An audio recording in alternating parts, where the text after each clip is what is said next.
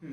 Well, there's a lot of ways to answer that. I think one of the reasons why guitar is such an attractive instrument for the past, definitely the past 50 years, if not going back further, is that it's just such, it can be an intimate instrument. You don't have to necessarily plug it in. It's something that you can take with you wherever you want to go, and you can kind of just feel the music really as you play it. Whether you're strumming or whether you're finger picking or whether you're performing some kind of classical guitar piece or something like that, and that's really powerful. And it also has the ability that if you want to plug it in and kind of take it to the next level, that it can compete with louder instruments. It's become part of our culture since the 50s and the 60s, where rock and roll really kind of came into being.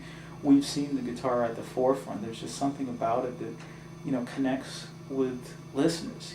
At the time of the 50s and 60s, it was kind of a spirit of rebellion, and some of that still remains. But I think it's kind of become mainstay at this point. Maybe the way the piano was when it came about in the Romantic period. Now, I don't want the pianists to get angry at me. Piano's obviously still very popular. It still has a following, but the thing about guitar is just it's a relatively easy instrument to kind of get started on, and it's a relatively inexpensive investment for a lot of people, to kind of get up and running on a musical instrument. So it's a wonderful thing.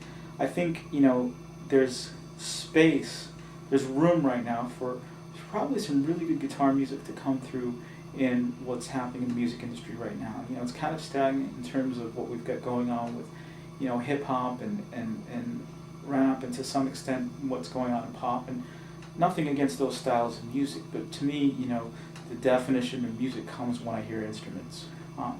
Whether it's even a human voice, but I like the aspect of people practicing a craft that they've had to kind of work at and really perfect it.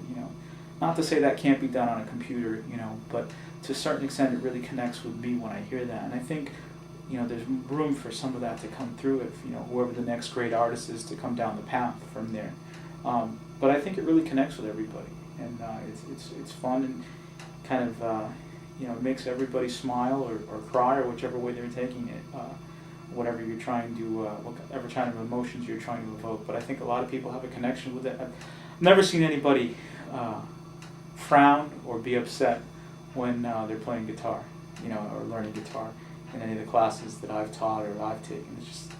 It's a wonderful experience for everybody. Seems to really enjoy it, and certainly that's a big part of what we're doing here at El Camino. One of the things that's important, is a lot of people think, well, if I didn't start playing the instrument when I was 7 years old, there's no way I'll become good at it, and that's just a fallacy. We have those kind of stories, and we watch virtuosic kids on television shows all the time. But the truth of the matter is, a lot of people have success with the instrument at different ages. I've seen students in their 70s and in their 80s. I've seen students who are busy professionals, CEOs and presidents of companies, and business owners, and college students and younger do very well with the instrument, depending on what their goals are. I think one of the things that's really important in terms of starting is making sure that you have the proper instruction and are learning the correct way to start, because those habits become crucial to your potential. What types of tools or techniques you're using in terms of your hands and how you're holding and how you're approaching the instrument become really important in terms of how much you can do on the instrument, what type of music you want to play, or what level of music you want to play. One of the great things about the instrument is just starting to learn it.